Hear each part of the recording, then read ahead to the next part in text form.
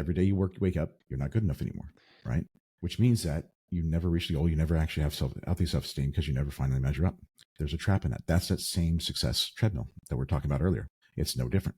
It's the same promise of, I just need to work hard enough and I'm going to be good enough. No, you get to be good enough, period, without having to do anything, because self-esteem is a choice.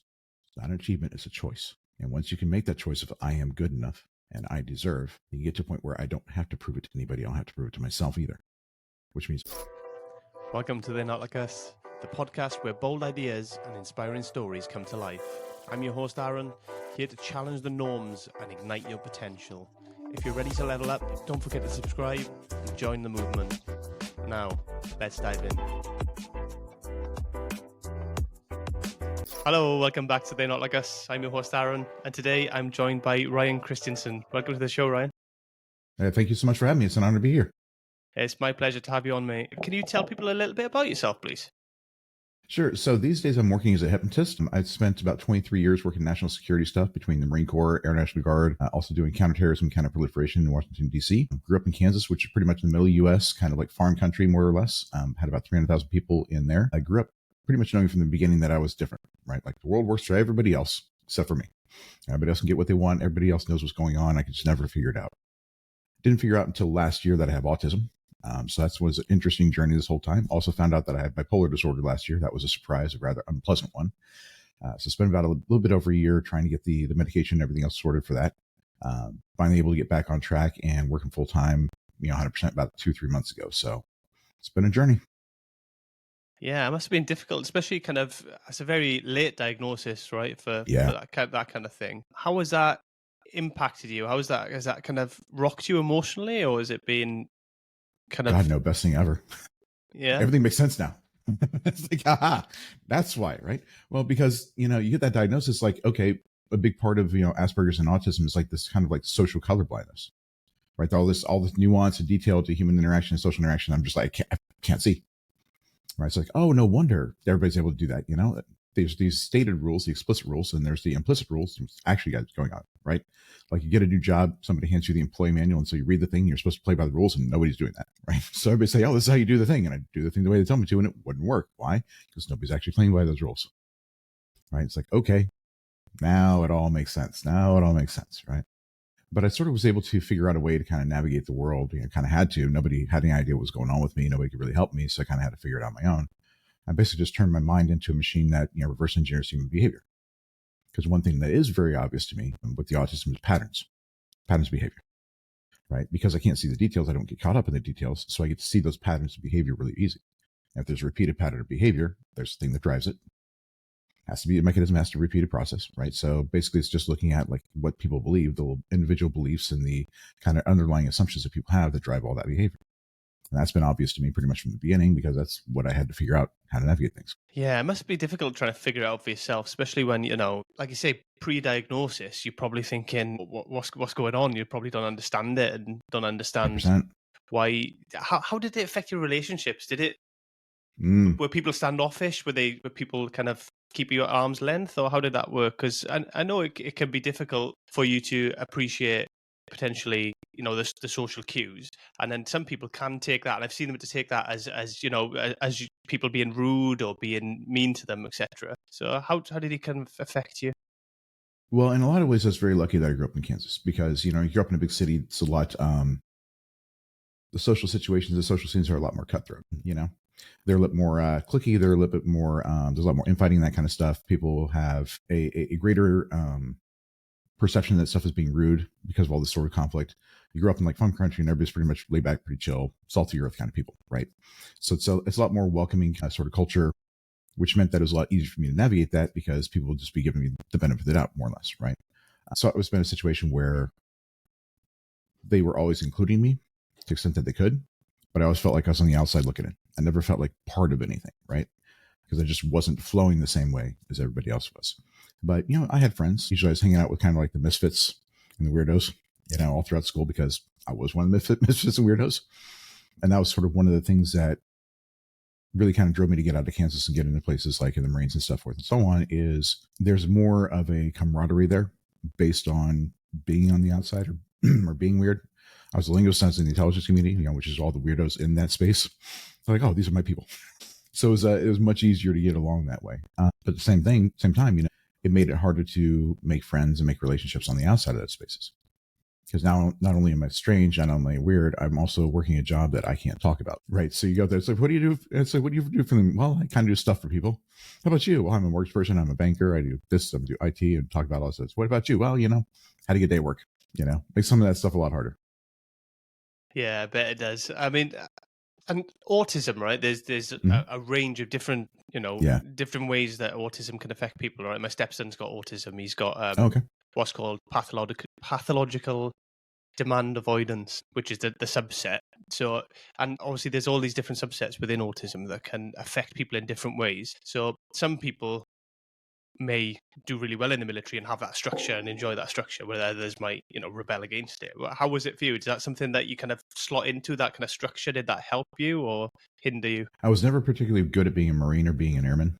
Like, I was never good at the military piece of it. I was really good at my job, but really not so good about being the military part. I think that plus the bipolar disorder made it really, really hard to do that kind of thing. The structure was nice. That definitely helped. Never having to wonder in the morning what you're going to be doing the day is kind of nice. I actually like the, working in the intelligence world better, because with the ADHD, on top of all that stuff, it's like, okay, I walk in the door in the morning and it's like, okay, what's on fire today? And that's the kind of the perfect environment for a person like me, where it's like, okay, high pressure, high demand, everything's changing. You never know what's going to happen next. So, it's always really engaging, really complicated stuff. So I just never got bored. It's just beautiful. You do that all day long, but it takes a toll, which is why I eventually had to leave. Yeah, it's like me, to be fair. I love the chaos. I embrace chaos. If I'm in a chaotic situation, then I come alive and I can deal with it. Yeah. I have loads of energy and I enjoy it. But it does take a toll on you. You do pay a price down the road for it. It's not something that, you can just continue for years and years and years without it having some sort of effect on you. So 100%. I have been down that road, but I just can't do the what you'd probably call a type A personality. Do you know, where you come in and you do everything? Like, if I've got a list of tasks to do, I'll start with good intentions, starting from the top, going down. I'll get bored, and then I'll just be picking random ones from the list to do, jobs to do, and then I'll go to the bottom, and then I'll go off and do something else. And it's just the way my mind works. So I completely understand where you're coming from with that. Sorry. Go on. Well, one of the big things that really made a difference for me is, like, I got started on ADHD medication last year. Because dopamine in a lot of ways is not just the reward molecule. I look at it as like gas in your tank, right? And if it's 50 miles to the next gas station, you only got 20 miles worth of gas, you just can't go there, right? And since a lot of stuff that's on my list of things to do is boring and I don't like it, I don't get any reward from it. So it's like, okay, I can do this, this, and this, and the rest of the stuff's off limits. Get a bed at 5 amps, and now I've got a lot more gas in the tank. Now I can do all the stuff that's boring. That's not inherently rewarding. I've got gas to go there to get the other things. So that's made a really big difference for me. Yeah, and it's learning how to manage it best for you as well, isn't it? Yeah. So, and trying to figure out ways that do work, that you can kind of get stuff done, even the stuff that you don't want to do, but unfortunately we have to do a lot of the time. It's a tough one, and we got to just kind of make the most of when we're in that zone, that place that we can do it, to try and get the most out of it. The bipolar stuff, Ryan, I don't know a massive amount about bipolar. I know what it is. I've heard of it. I've dealt with people who've kind of had bipolar, but not in any sort of negative context. So can you just kind of explain it to me a little bit more about kind of the impact it has on you mostly? Wow. Looking back on my life, it makes a lot more sense. Once I got that diagnosis, it makes a lot more sense. Up until last year, I'd never had like a severe manic episode, right? Which is where you're like really going high. I'll talk about that in a minute. So it had a number of like depressive episodes before. I even had like a major depressive episode back in 2009. So my mood was always kind of like neutral to bad. It was kind of like my general state. But I also would get into into the party scene and stuff like that, and seeking those like really intense high situations was always a really big thing for me, right? Now, and again, the intensity of like working intelligence work in the military and stuff like that, I needed that intensity more than anything else. There's a guy, Billy Joel, the old singer, used to have a song, I don't know why I go to extremes, too high or too low, there ain't no in between. That just like was my life. It was like, okay, I'm either in the pits or I'm like going hard, and there's just like no in between for me. But the reason why I got diagnosed with it is last year I had what's called an acute manic episode. Essentially, I was at a party and I was, trying to make friends. And that's when I realized I had autism and, or Asperger's, and realizing that made me understand that all this stuff I was kind of figuring out about how the mind works was true. I was actually right about how these kind of theories I had about how the mind works and with my hypnosis and so forth, so on. One of the features with autism is this idea of autistic thought looping, which is where you like grab onto a subject or grab onto a topic and your mind just like cranks away at it, just runs with it, right? So I started into this like whole beautiful mind, Rain Man, trying to decode the secrets of the universe kind of thing, right? And I love solving problems. I love it. I could do that stuff all day long. So it's kind of this interesting, like continuous escalation where I'm doing stuff that I love. That's incredibly rewarding. So more and more dopamine is getting dumped in my system, which is accelerating that process. And I'm just like going up and up and up and up and up. And there's nothing to pull me back. So it got to the point where I just felt unbelievably good. Like I felt like a god, right? I was that up there and just kept going. So eventually about 10 days in, 10 days in, I had a full psychotic break. Completely lost my mind. I don't remember much about that weekend at all. I ended up getting arrested.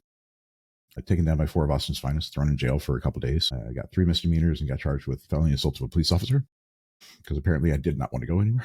I was having fun and they didn't want me to have fun. So apparently I wasn't particularly happy with that. So that was a very rough experience. I didn't actually understand what was going on until I woke up the next morning in jail.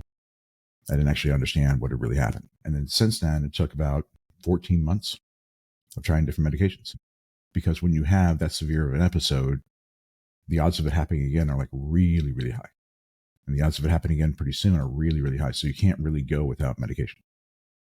So we started trying different medications and every single one of them messed me up in some way, shape, or form. A couple of them made me so like anxious that I couldn't drive a car, right? I couldn't be in a car for more than like 15, 20 minutes. One of them gave me thoughts of ending my life for about 2.5 weeks until it got back out of my system, like multiple times a day, every day. That wasn't fun. That was really uncomfortable. One of them messed with my kidneys, gave me some severe side effects because of that. One of them actually made me nearsighted. I was driving down the highway and realized I can't read the highway signs, And so for like 13, 14, 15 months, like I couldn't really work. There are a lot of days where I was just useless. There are a lot of days, you wake up in the morning and say, okay, what's possible today? So my business took about like a 75% hit and, hadn't been really able to do much dating or anything like that for over a year. It's only really been the past like 2-3 months that I've been back at 100%. So that was a really rough time. And I'm kind of one of the lucky ones because there's a lot of people who have bipolar who never really get to a place where they're fully functional. Yeah. And it's interesting to me as well that, it took you so long to get diagnosed and you had to be kind of that kind of almost worst case scenario where something could have gone really wrong until you got diagnosed. So it makes you think, doesn't it, how many people out there suffering with bipolar who don't even know it? Well, I was like in and out of therapy for about a decade between the major depressive episode and stuff, kind of taking care of stuff after that. And then working through my second divorce. I was in therapy for like probably 2 or 3 years working through that. So here I'm working with a psychologist every week, like several years, never figured it out. I'm like, shouldn't y'all have picked up on something? It's like I'm autistic and bipolar. Shouldn't y'all have picked up on something? But if the signs aren't really clear, it's difficult to see, because I never had that high of an episode, and one of the things about, bipolar having that mania is that the diagnostic criteria is like being in like a really elevated state for several days. Right. So if I'm going for, it's a party or festival or something like that for a weekend, that makes sense because I'm doing that stuff. And then I'm right back down. So it never kind of registered, but that's what was happening, because you're in an environment where that's the normal thing to have happen, Wish I'd figured it out earlier. That would have been nice. Would have been nice to dodge that particular bullet, but it wasn't in the cards for me apparently. Yeah, it's a difficult one. And ultimately, mental health is difficult to diagnose really because there's so many. I mean, the brain is so complex anyway, and people's lives are all different and complex, and we all react in different ways naturally anyway to stuff. So I suppose it must be really hard to diagnose people unless there are these extremes that make it clear and obvious to kind of people to make the diagnosis. It's not as simple as running a blood test like you can with a physical issue, and you can pick a lot of the physical issues up a lot easier, can't you? So I do kind of understand and feel for it from the other side. But I mean, there must be a better way. There must be able to get people support sooner, and the right support. It's not just about support, right? It's about getting the right support. Like you say, you were going to therapy, you were getting help, you were getting support, but it's about getting that right support to help you. Yeah. Well, it's hard because 95% of people or more never really ask themselves why they're doing what. They're just rolling through life, doing life, and as long as things are working, reasonably well, they don't really take the time to kind of dig in and ask questions. It's not really until people start having problems that they start asking why. And if you're used to things being a certain way, if that's normal for you, why would you really question that? You get these people like, I was talking to this one guy who was talking about his childhood and kind of how like his parents were always fighting, and mom was always yelling and screaming at him. Both of them kind of were. It's like, oh yeah, but I had a pretty good childhood. Most people had it worse. It's like, you do realize that you were constantly emotionally abused for your entire childhood, right? Like you do recognize what that is. Like, oh, it really wasn't that bad. It's like, actually it was, right? But if that's normal to you, if you don't have a frame of reference of what normal is, why would you think that you're broken? There's something wrong with you. There's something you need to diagnose, right? Think of all these people who grew up in households that didn't really have healthy relationships. And they go on to what? They have unhealthy relationships, because that's your only model. They don't even know what normal or good relationships look like. So how can they possibly do the right thing, do things well? They don't have no idea what that looks like. That's kind of one of the things I'm struggling with myself. Is like, okay, there was no way I was ever going to be able to have a healthy relationship up until now because I had serious, undiagnosed, untreated mental health issues. There was no way that was going to work. No matter how hard we tried, that was never going to work. Set aside from the issue that I was picking badly, we'll set that aside. Even if I'd picked well, there was no way that was going to work, right? So, okay, now that I know this about myself, what am I supposed to do? What's that supposed to look like? There's all these books out there on like how to heal your anxious attachment style and avoidant attachment style. I've seen very few, if any, about here's how to do a healthy relationship with two healthy people. Because they don't need to ask that question because they're already doing it right? Missing that baseline of normal makes it really difficult to even understand that something. Yeah, our childhood, I would say I had a good childhood. But equally, I wouldn't say I grew up with no issues. So yeah, I don't think there's such a thing as a perfect childhood. And I think, I've got kids. I'm a human being. I make mistakes all the time. My kids are watching me make mistakes and learning from me as I'm trying to learn and get better myself. So there's bound to be an impact and some negative stuff that gets passed on in that sense. I think it's unavoidable to a degree. But a lot of us don't think about it at all until we have something serious happen that we think, oh, we need to start looking in. And that's just part of the reason I've started this podcast as well, just to get people to start looking in and looking at themselves and going, actually, why do I feel this way? Why do I do this? Why do I want to do that? Because if you ask them questions, you can start unraveling some of the stuff that causes you issues, and you can unravel some of the good stuff that kind of helps you develop as well. So I think that's something we just don't do through life, and it took me best part of 40 years to get to that point, and I would like people to get to that point sooner. So that's what I want to try and do with the podcast, try and help people get to that point sooner. Start looking in, start looking at yourself, stop worrying about everything out there, start looking at yourself, and things will just come together. I mean, it doesn't happen overnight, but things will get better if you start looking in and start looking at yourself, what affects you, how you feel, putting yourself first. Then you can start helping others and being there for other people. Yeah. Well, if you kind of look at this idea of like attachment theory, right? You've got like secure attachment, and you've got like avoidant and anxious and like disorganized, right?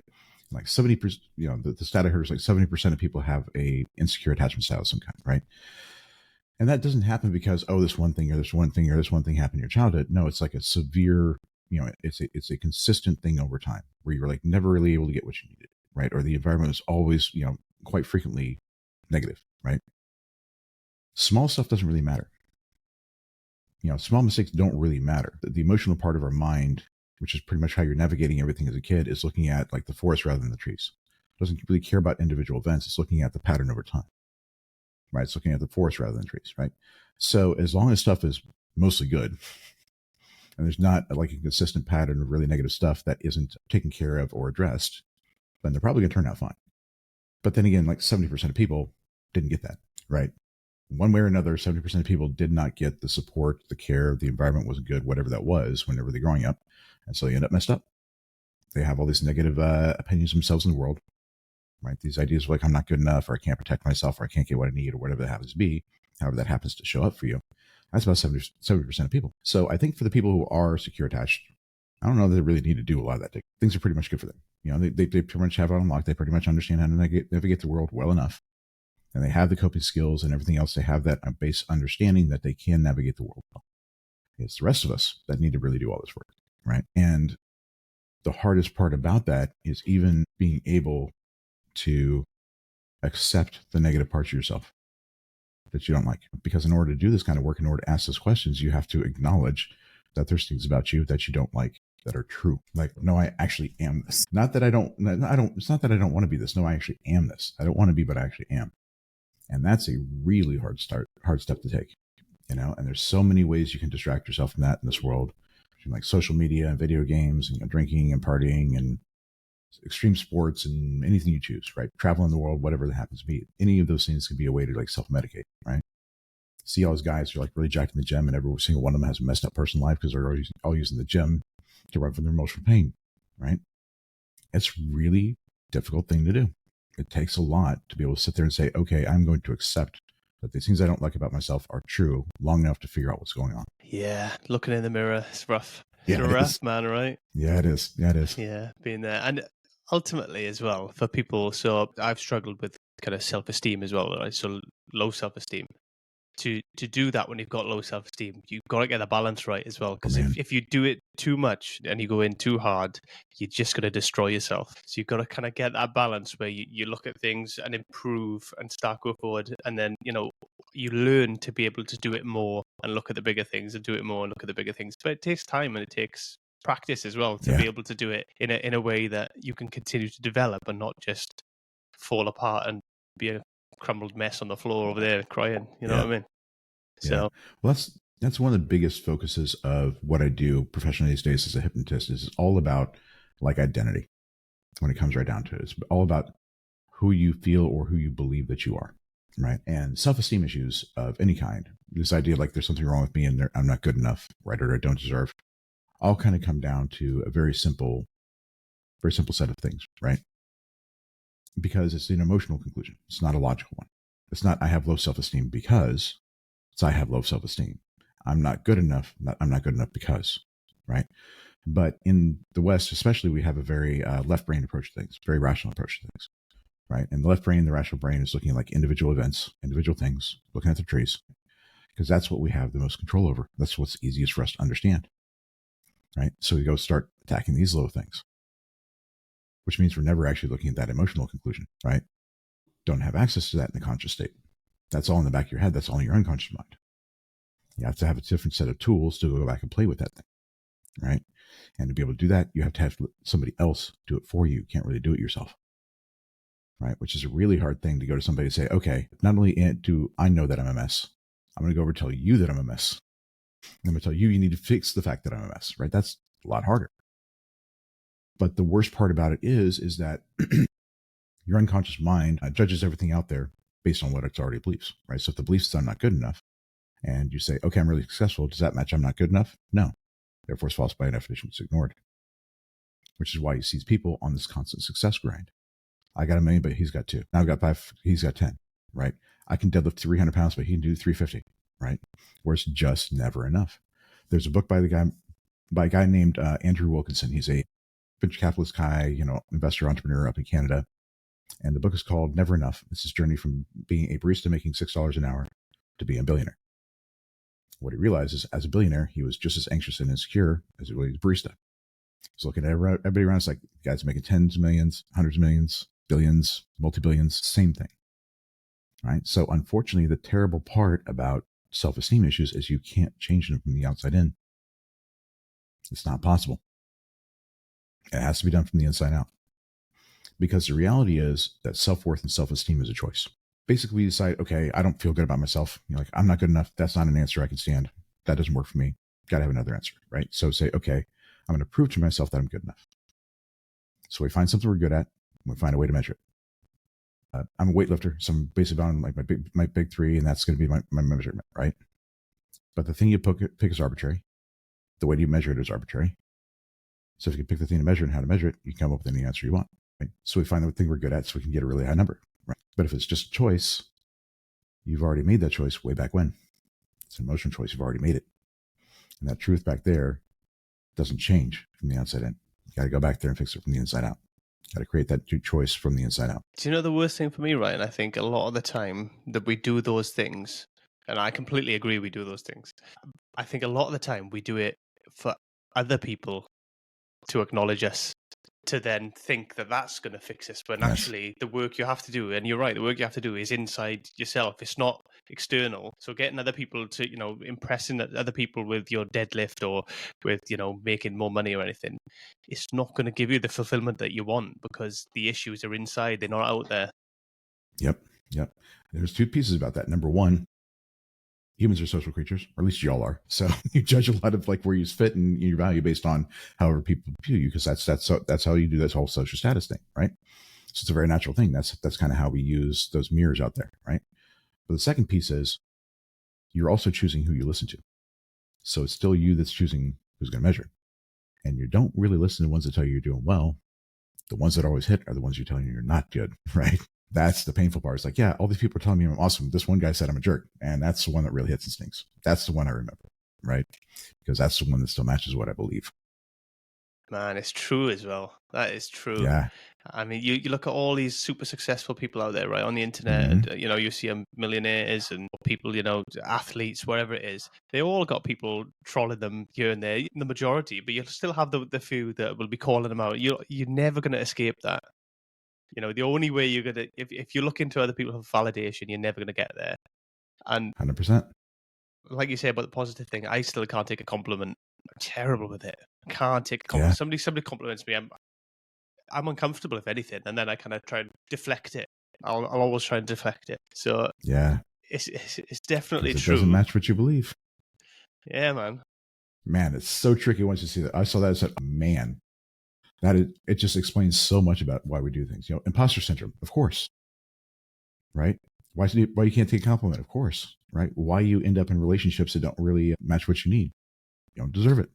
Why you don't go for the job you want, right? Why your entire life is just like 24/7 grind on this and the rest of your life is a mess, right? It just explains so much. Just understanding that one principle. Yeah, it's for a lot of people, I would say, and this is just anecdotal, I got no evidence to back it up. From a lot of people that I know, that I've met, have these kind of feelings. Not everybody, but a lot. How do you kind of move forward from there? How do you kind of start taking them steps to improve that situation? Man, that's a really tough question, or a good question, I should say. So part of the difficulty with autism is like, I know that the real answer is this thing over here. So it's kind of hard for me to go back here. It's like the real answer is you sit down, you let me mess with your head, I'll take care of it. No big deal. But fundamentally, the way I would start is, number one, acknowledging that that's what you're doing, right? Because the only way you can get yourself out of that trap is if you recognize that it's a trap in the first place, right? And so once you acknowledge that you're kind of on this treadmill chasing success and so forth and so on to make yourself feel good, you're in a position to recognize that you're doing the right thing for the wrong reason, right? Because you can do the right thing for the right reason, right thing for the wrong reason. If you're doing the right thing for the wrong reason, you're going to do it the wrong way, right? Because the way you do things are always based on that underlying need. So if you're doing it for validation, that's going to make you chase success and do things in a certain way, right? And so it's like, okay, I'm recognizing now that I'm doing it for validation, which means I understand that what I'm doing is the wrong thing. I'm doing it the wrong way. That allows you to take that step back and actually start looking at, okay, what is it that I actually need to do to make myself feel better from the inside out, right? The next thing I would say is the scariest thing and the hardest thing is to engage with the things you hate about yourself and the things that you're afraid of and the things you don't want to feel, right? Whole idea of emotions are pain. They come from emotional wounds. They're caused by emotional trauma, right? And those things are really hard to face and deal with. But coming back to kind of like rational emotional, we have this idea of like one of them must be right and one of them must be wrong. Only one of those two can be correct at the same time, right? So if I think this and I feel this, one of these has to be right. That's not the way things work.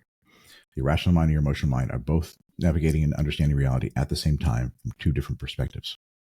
So they can come up with two different answers, right? And they're both correct from that perspective, given what they're using to analyze the world. So if you think one thing, feel another, and they don't match, they're both true. They're both true, 100% correct at the same time. And your job is to figure out what has to be true for both of these to be true and correct at the same time. Right? So if you feel like you're not good enough, even though you know you are, this is just as true as this is from a different perspective. So now you got to go figure out what this is. And that means you have to face and confront and dig into the things you don't want to touch. You have to allow it to be true long enough to figure out what's going on. But once you start digging into it, if you allow it to be true long enough, it's not hard to figure out where that stuff comes from or to figure out what that thing is. And once you have those answers, then you can start working on the real problem. Does that make sense? It does. And I think it's important that people realize as well, this kind of stuff takes time, doesn't it? It's not something that you can just do in an instant in a session.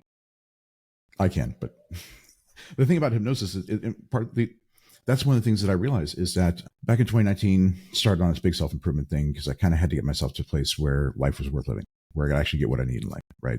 Growing up with autism, world works for everybody else. No way in heck that I can get anything that I need. So the first time I wanted it in my life, I was 9 years old, right? So I've been dealing with it for that long. And it got to the point where it's like, okay, I'm trying to save the world. The world doesn't want to save. I need to figure out a way to get things for me. And so I went and tried everything. Everything you can think of, every modality, I've tried it, from counseling and therapy and belief work and somatic work and breath work and like spiritual retreats and energy healing and psychedelics and hypnosis. I've done all of it, right? And none of it actually delivered the result it was supposed to. None of them. All of them helped, right? All of them moved the ball forward. All of them made me feel a bit better, but none of them actually delivered what they said they could. I was never fixed, right? And so I had to reverse engineer all that stuff, figure out how things actually work so I could figure out a way to get myself across the finish line. Because if I couldn't get myself across the finish line, I was done suffering. I was done. I was out.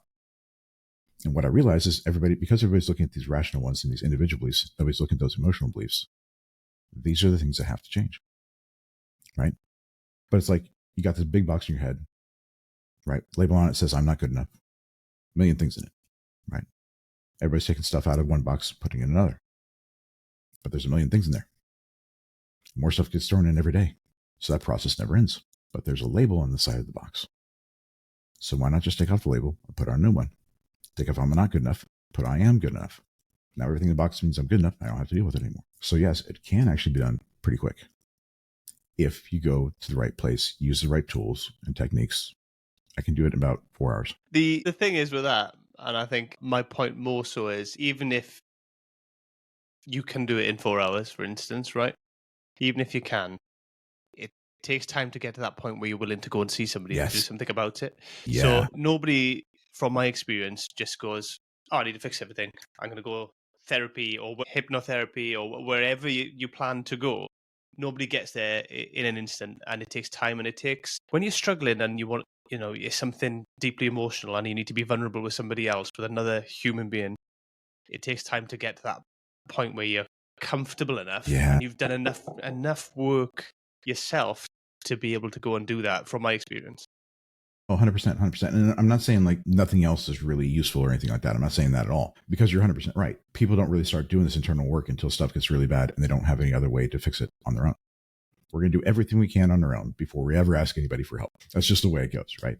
So it has to get to a point where you can't do it on your own and things are so bad that you can't allow them to get any worse before you can even start fixing things, right? And like the stuff I do, I can't work with somebody who's like deep in the hole, who's just starting out, who can't like face their darkness, who can't like accept these things, who can't see these things, who can't play with those negative emotions. There's nothing I can do with them, right? But all these other techniques, even if they can't get you to the end zone, can't get you across the finish line, they can get you down like 20-yard line, 30-yard line on a football field, right? That's pretty dang far from the other end. That's a huge improvement. But they hit that wall of like, okay, I can't get you any further. What I do is kind of like take them from the 20-yard line into the end zone, right? I can get across that finish line. I haven't seen anything else that really can, but you got to be here first. That's 100% true, right? And there's a lot of things that can really help you out of there. Like I said, I've tried everything. I think that psychedelics are an amazing tool for doing this kind of work. I think that especially like psychedelic assisted psychotherapy is phenomenal for this kind of thing, because you are kind of playing with those deeper layers of your mind while you're doing this stuff, right? It gives you access to stuff, which is where the problem really is, and pretty much anything you try, if it helps, do that, and as soon as you start hitting that point where you start kind of spinning your wheels, not really making much progress, great, look around, grab something else and do that, just whatever tool you need at the time. Yes, it takes time to open up about stuff and to, like you say, look at yourself and start asking them questions, even to just start asking them questions. Because, I know. like you say, we avoid them. We will. And it's like, even with our friends and people we're close to, we'll show a facade. The whole that's what social media is, right? We put our best stuff out there. We don't put the crap and the truth out there. And we do the same with our friends and family. We kind of show our best and we hide away all the other stuff. So we're not very good at talking about it or bringing it to the surface. And it takes time to be able to do that, I think, or something to happen to trigger you to a point to think, I have to do this now. Yeah. Which is what I've seen a lot of. Yeah. And one of the things that I've always kind of recognized about that, or always realized that, is that once you get to the point where you realize you need to do something, you need to work with somebody, you need to talk to somebody, it's actually always been easier for me to hire a professional than to talk with anybody I know, right? When you're talking about like deep, dark stuff, when you're talking about like stuff that's happening, like if you're talking about stuff that's happening when you're growing up, you're not going to go to your folks or your brother or your sister. You're just not going to do that, right? And your friends are not really equipped to help you navigate that. If you're having a bad day, you go out for a couple of beers with the guys. Perfect. Love that, right? But when you're actually trying to dig in and do some serious work, they just don't have the skills and the knowledge that they really need to help you figure it out, right? So you kind of have to go find somebody else that's actually a professional. And in some ways, talking to somebody you don't know makes it easier, because if you don't like them, you leave. You never have to see them again, right? Yeah, I agree. And if you're talking to somebody in a professional context away from your social life, you can kind of keep the two separate until you're in a place where you're better and you can kind of deal with, with the new version of yourself and bringing them new skills you've learned into your social life. 100%. 100%. Yeah. So obviously hypnotherapy, I don't know anything about it really, Ryan. So tell me a bit about it. Yeah, well, so technically I'm a hypnotist for legal reasons. The state of Texas says that hypnotherapy is like treating like general anxiety disorder and PTSD and that kind of stuff and actual psychiatric conditions. So I'm just working on self-esteem. Okay. So for legal reasons, I got to say that because I don't want to go to jail. But basically, hypnosis and hypnotherapy is all about hypnosis is a set of tools that gives me access to your unconscious mind. Okay, that's really all it is. It allows me to open up that door to your unconscious mind, actually get in there and start playing around. Okay. And there's a number of things you can do with it while you're there. Things like weight management, smoking cessation, stuff like that. Kate Middleton actually had all of her children through something called hypnobirthing, which is using hypnosis for pain control during childbirth. It was kind of interesting. But the way I'm really using it and the way we're doing it for things like self-esteem, the standard way is this idea of like succession and persuasion. I'm going to tell you how awesome you are. I'm going to shove this stuff right back in the back of your head about how awesome you are and how cool you are and self-esteem and so forth and so on. And I kind of hope it sticks. But the problem is I'm giving you a new belief set and I haven't taken away the old one. So now you've got these two beliefs that are competing. The old one has a lifetime of evidence behind it. So the new one tends to fade away. So you can make some changes around the edges and you can make things better, but typically it's not a huge systematic or systemic permanent change. But I'm an intelligence guy. I spent 23 years figuring out stuff that people didn't want me to know, right? And I reverse engineer human behavior. So I figure out belief sets and how that blows black horse. And I've got access directly to the machine. So I'm like, okay, great. So you're holding yourself back, not letting yourself succeed. You're hiding yourself from the world, right? Show me why. Because everything your mind is doing is to help you. All of it. There's no such thing as self-sabotage. It doesn't actually exist. What self-sabotage is there's a thing you want consciously, but you have a deeper need that's more important that needs to be fulfilled, right? So if everything your mind is doing is to help you, then everything is serving a purpose, trying to solve a problem of some kind, right? Okay, great. Show me the problem you're trying to solve. Help me understand what this problem is that you're trying to solve. Help me understand the emotional conclusions you drew about the situation and about who you are. And that just creates that chain of logic or that story that created, I'm not good enough, or there's something wrong with me, whatever that happens to be. Now that we have that, we say, okay, great. You understood things this way as a child. Here's a way you can understand it as an adult. And we can start taking apart that chain of logic, right? So you're 5 years old, you're on the playground, Billy pushes you down, everybody laughs at you, right? It means, okay, everybody hates me, nobody loves me, I can't protect myself, right? That's the easiest, most natural conclusion to draw as a child. But as an adult, you can realize, well, Billy's just a jerk. Didn't have anything to do with you at all. And everybody laughs at you because kids are jerks at that age. Didn't mean what you thought it was. It means this other thing instead. So it's not that there's something wrong with you, nobody loves you. Billy's a jerk, you're fine. And so by doing that, doing those kinds of reframes and doing it at that higher level, emotional perspective, dealing with things up here rather than these individual ones, you can make some changes really, really fast. Like I said, it doesn't take a lot of time to swap a label on a box, but you got to take the old one off first before you put a new one on. Otherwise, things just don't stick. Does that make sense? Yeah, I kind of get the concept. Does it work for everybody? Is it kind of, do people have to be kind of open-minded to it? How does it kind of pan out? Hypnosis has a pretty bad rap. Hypnosis is not something that's talked about much, and mostly when you do, you talk about like other stage shows where they're making you cluck like a chicken and stuff like that, or acting like a pole dancer, or it's horror movies where like I'm going to take over your mind and wave the pocket watch in front of you, and now you don't have a brain anymore, right? So there's a big hurdle you kind of have to get over that. But I think the hardest part is letting go. Okay, because you have to be willing to allow me to lead you through a process. Okay, everybody's trying to figure it out. Everybody's trying to fix it. Everybody's trying to do the right thing. And for hypnosis to really work the way you need it to, is you need to get the heck out of the way. If you're trying to figure things out, if you're trying to help, if you're trying at all, that's getting your conscious mind involved, which is getting in the way of your unconscious mind and accessing this. Letting go and allowing that to happen and letting go of control that way can be really challenging, especially for somebody who's been through a lot, right? I was working with a guy just yesterday where, we weren't really able to make much progress. So we had to like step back and actually do like 2 hours of conversation to kind of get him to a place where he could actually let go, because he's been through a lot, right? But if you're able to face the parts of yourself you don't like, and if you're willing to let me lead you through a process, it's easy, but it's a voluntary thing. And those are some pretty hard choices and decisions to make. Yeah, especially if there's kind of, any trauma stuff relating to trust and stuff like that, then yeah, you need to build up that rapport first, don't you, before anybody's going to be any chance of letting somebody kind of have you in that kind of vulnerable state, I guess, because it's a very vulnerable state, isn't it? If you're willing to do that and put yourself in that position, I suppose. It can be. One of the things that people misunderstand about hypnosis is that I don't actually have control over you. I don't have control. I'm leading you through a process, which means at any time you can stop following along. So I can't actually make you do anything, right? But by the time somebody comes to me, they've usually tried everything else. They've already tried everything else, right? So they're in that state where it's like, okay, I just need anything that's going to work. And I don't care what the heck it is or what I got to do to get across the finish line.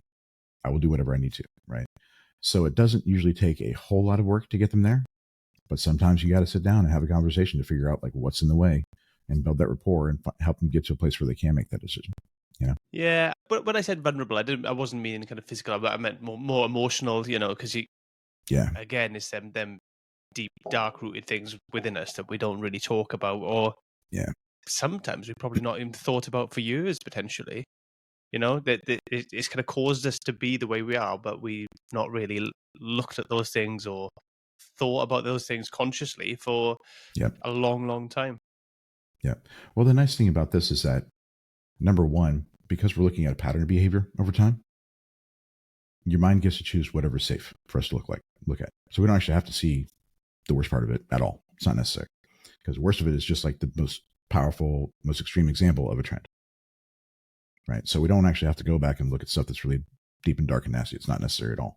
Number two, there's no need for us to relive it. Right. So there's no need for us to go back and re-experience all that stuff. No, we're just kind of like telling the story of what happened, which is a lot easier to do. There's this idea of, you have to heal it to feel it. It's like, no, that's not necessary. Not with what I do. Other stuff, yeah, you need to do that to be able to kind of let that go. But with this kind of stuff that I do, it's not necessary at all. Yeah, this is one of those things that I think people find difficult, because I think with traditional therapy, you look for those things and you drag them up and you talk about them, and it's difficult for people, right? And it has sometimes a lasting negative impact before you kind of get to that point where you can kind of deal with it. Yeah. And that kind of comes from that idea of this like left brain rational thing of like, oh, this happened, that's why I'm this thing. Or this happened, and that's why I am this way. But that's trying to take a logical approach to an emotional system, which is backwards, right? You can't really go from here to here, right? Which is why, like, I spent like, in and out of therapy for a decade and never really made much significant progress. And why a lot of people can spend, years and years and years not make a lot of progress that way. Yeah, emotions are not logical, and they don't follow logic, do they? I mean, we should all know that by now. And the way we are, you're right. If something happens or we feel a certain way, we will, even if it's not the reason, we will look for something to blame it on, to go, it's because of that. It's because of this. It's because of that. Sometimes we're just irrationally emotional because we're human beings, and it's just the way it is. Yeah. Well, there's always a reason for it. That's the thing that I realize is there's always a reason. There is a logic behind it, but it's not necessarily rational. Like it doesn't necessarily make sense from a logical, rational perspective. Like why would I still have this button that gets pushed? Right. Well, because it's about this insecurity around this thing. Like this was just a trigger for this insecurity. It just never really went away. It doesn't make sense that I feel this way because I understand things differently as an adult, but that's not how this thing was created. Right. It was created from a child's understanding of the situation. Once you're looking at it through that lens, it's like, well, yeah, I understand why I understood it this way as a child. It just never changed. So of course I'm getting this button pushed here, right? And part of that whole idea of like, oh, emotions are irrational and we're just doing it, it's just kind of crazy and so forth and so on, is what stops us from being able to figure out what the root of those emotional responses are. Because oh, that doesn't make sense, right? It doesn't, not from an adult perspective. But when you see it from the right lens, the right perspective, it all makes a lot of sense. But we want this to no longer be true. Because we want the idea that now that we understand things, we got this more sophisticated understanding of the world, different tools, that the old stuff goes away and never does, right? And that's a really hard thing to face. Yeah. I mean, yeah, it's a difficult thing for people to kind of accept, I suppose. And I think a lot of people will go through their life as well. And from what I've seen, a lot of people will go through their life without ever resolving the issues. You know, rightly or wrongly, people do. I mean, I don't want to go that way. I want to try and have the best, you know, the best version of me I can be. Have self-esteem, and you know, it's not perfect. It'll never be perfect. There's no such thing, I don't think. But you know, you'll work on yourself, continue to work on yourself to get to a point where you can accept yourself for who you are, at least, and kind of learn to start loving yourself. Really, that is the key. When you can get to a point where there's no longer part of you or your history or your choices that you made that you reject or push away. That's the point at which you're finally whole, right? Where you no longer have to avoid anything, right? It's really hard to push your buttons when you don't have any buttons to push, right? And the buttons are always around things that you don't like about yourself, that you feel were a failure, you didn't measure up, whatever that was, parts of yourself you don't like. So if you accept all the mistakes you made, if you accept all those different parts of you, even the parts of you you don't like, or didn't like before, if you can get to a place like that, then you're kind of bulletproof in a way, right? Because people can say things about you and you're like, yep, that's 100% true. You're right. Nope, you're right. And at the same time, it means that you can stop kind of working on yourself. Stop trying to fix yourself, stop trying to heal yourself, because you're at a point where it's like, no, I don't have anything left to fix. I don't have anything to heal. So accept all that. I own it. Right? At which point all this self-improvement work becomes, okay, what new tools do I want to add to my toolbox? What are the cool things do I want to be able to do? Right? How else do I want to move through the world? Because it's not about you anymore. It's about navigating the outside world. When you get to a place like that, self-esteem essentially becomes rock solid and unquestionable. Yeah. That's ultimately the goal, I think, or should be for everyone, really, right? Because then we can live life on our own terms, really, and you know, it's just about being comfortable in your own skin and not. Yes. Because yeah, honestly, I look around and there's so many people are not. Yeah. Very, very That's few. the vast majority of people. Yeah.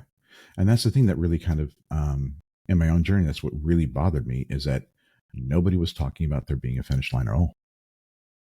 Nobody talks about there being like an end of the journey where you're like actually done, actually fixed, you're finished, you're done, you're healed.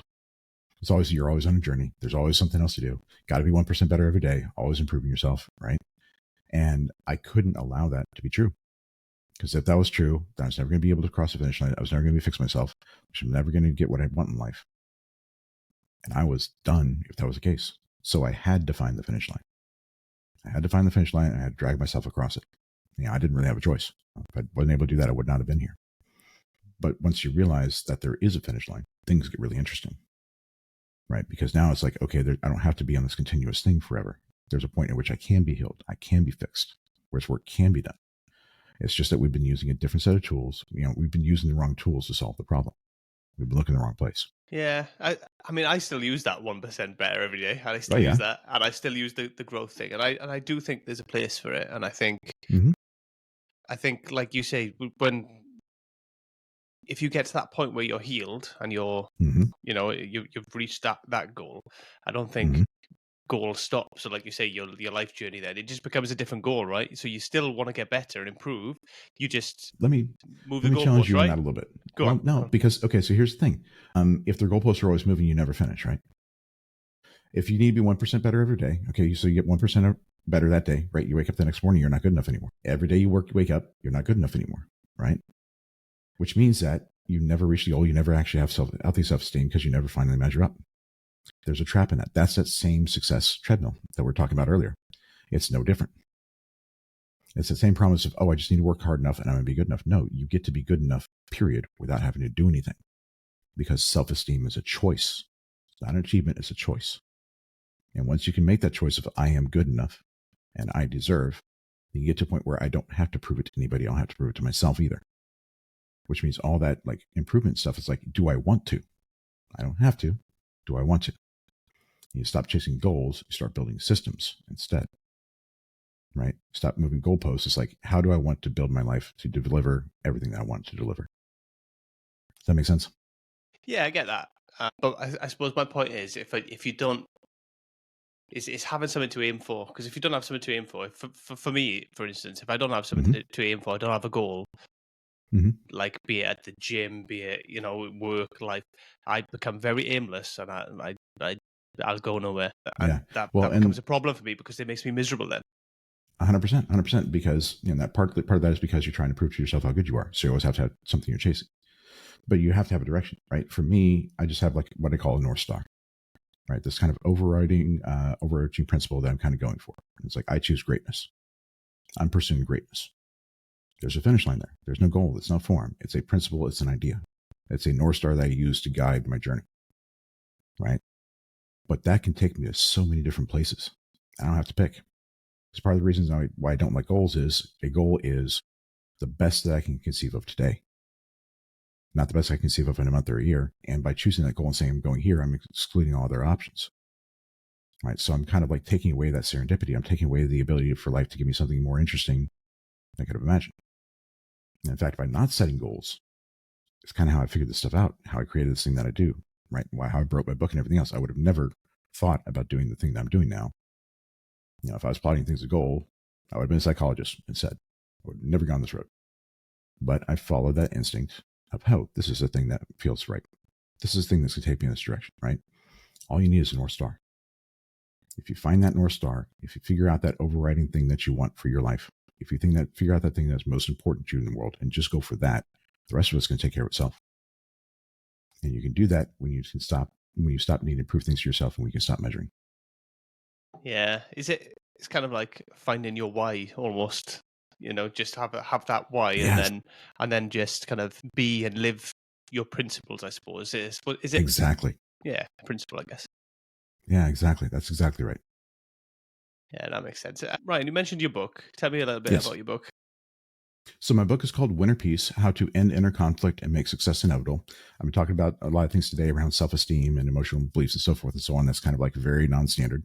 So the book is essentially my effort to give everyone all the benefits of working with me one-on-one to the extent that I can in a book. So it's my entire process I work with my clients with, start to finish, all the theory behind it. And it's designed essentially as a written hypnosis program. Okay, so to the extent that I can give you as much benefit as I can in that format, I do. Right. My goal is that everybody reads this book and nobody has to work with me ever again. I just get to go retire in Bali. That would be my goal. If that happens, I will be the happiest man in the world. Right.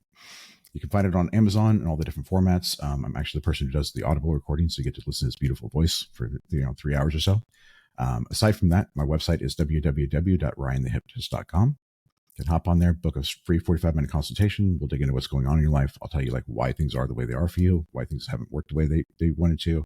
And we can talk about maybe get you past all that to where you're done. I'll make sure I pop a link in the show notes to make it easy for people to kind of find you and get in touch with you and stuff like that. Do you do these consultations like over Zoom and over the phone? Does it have to be in person, this kind of stuff? Or is it? No, I started my business during the pandemic. I've never had a physical office. I've done everything over Zoom the entire time. Right. And I've had clients all over the world. In Australia, I've had clients in Russia. I had a guy over in Vietnam, South America, all over the US and everything else. So yeah, it doesn't matter where you are. All you need to do, you need to be able to hear me and I need to be able to see you as well.